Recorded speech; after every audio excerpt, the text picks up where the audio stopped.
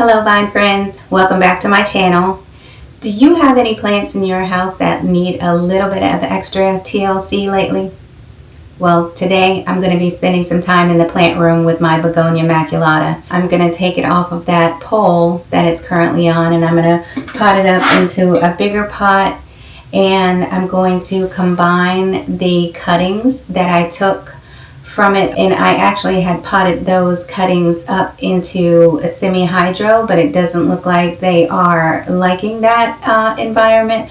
So we're gonna put it back in soil and see if that makes it happy. So if that sounds good to you, I hope you stick around until the end of the video so that you can see how it all looks potted up together. So let me go ahead and put some soil in the bottom of this pot first.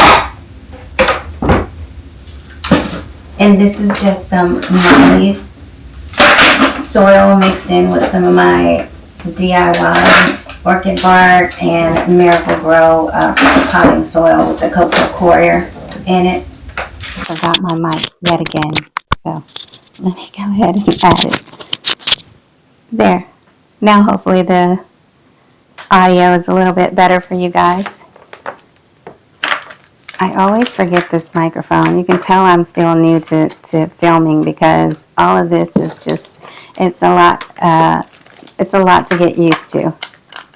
And I don't want to fill this pot all the way up just because it's so much bigger, taller, as well as wider than the pot that it's in, and you're only supposed to go up, you know, 1 or 2 pot sizes. So yeah, I think that I'm just going to fill this up maybe halfway with soil, and hopefully it likes that.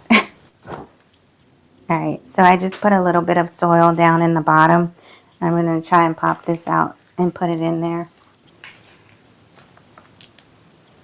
without breaking any leaves off. That's going to be the challenge.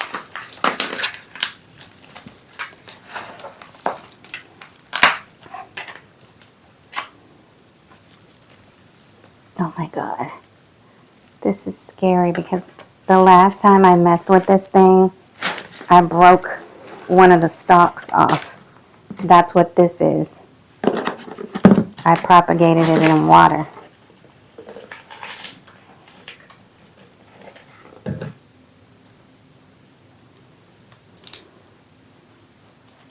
And I'm just moving it with the stalk still in it because it doesn't have any support, and these stalks are very,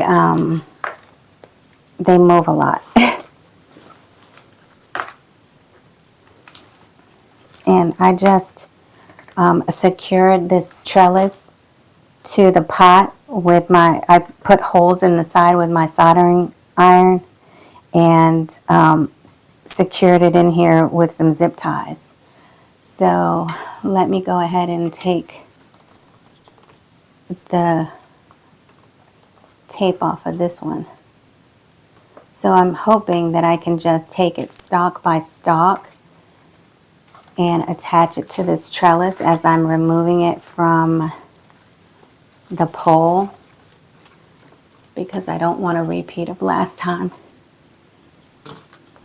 Don't think I have enough hands for this. Don't snap.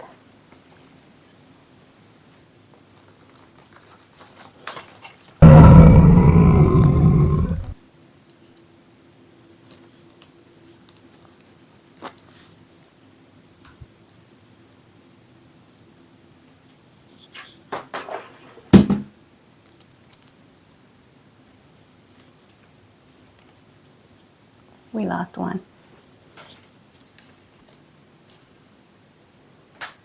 It's already taller than the trellis, so I'm going to have to figure out something else very soon.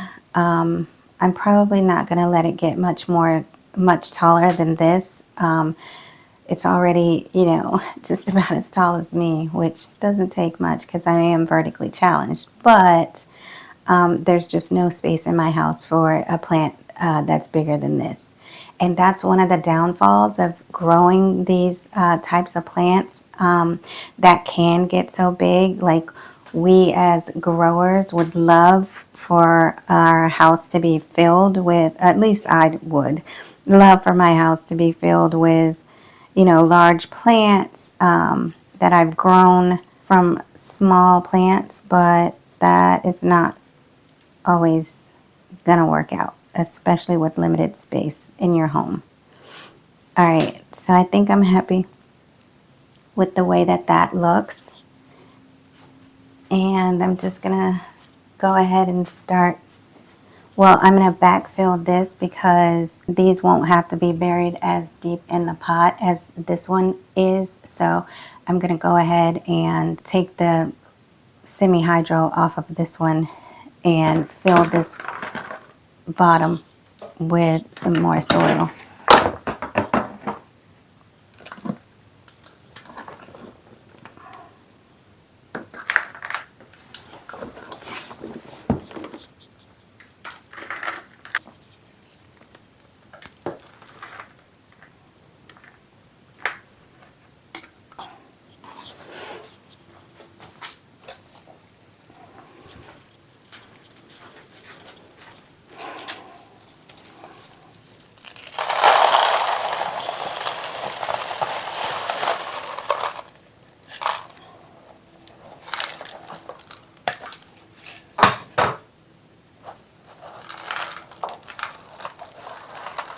Okay, so some of these roots look like they're not going to make it. I'll show you what they look like.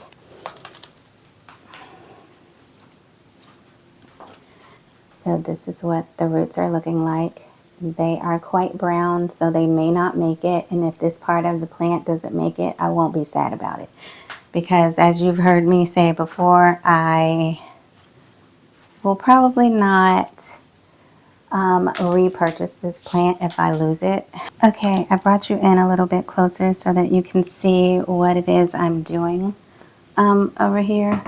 So I'm just going to position these in the bottom, and they are highly staked up at the moment. So let me take them off of these stakes. Hopefully I can stake them to the trellis, but if not, I can reuse these little fake tree branches that I purchased off Amazon until it can reach where it needs to. So I'm just going to put one stalk at a time, and I think that will be easier for me to get it to grow in the way that I need it to. I'm just going to use these little clips to clip it to the other vines until I can get it into a position where I can get the roots covered with soil. That looks good already with those bare stems covered up. Let's get some growing on this other end over here.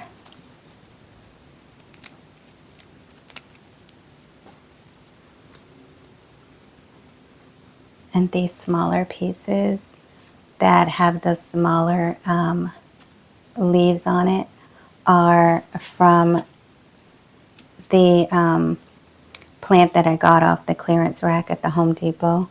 Look how little this leaf is. It's so cute. They're so adorable when they come in with their little polka dots already. So cute. And then when they get bigger, the dots are a shimmery silver color. They look white on camera, but they're actually silvery. Okay, now fill this side in over here. There. I think that now that I can see more of the vines and flowers separate, I like that setup a little bit better. All right, so now let's just backfill the soil into the bottom, and we'll be all done here.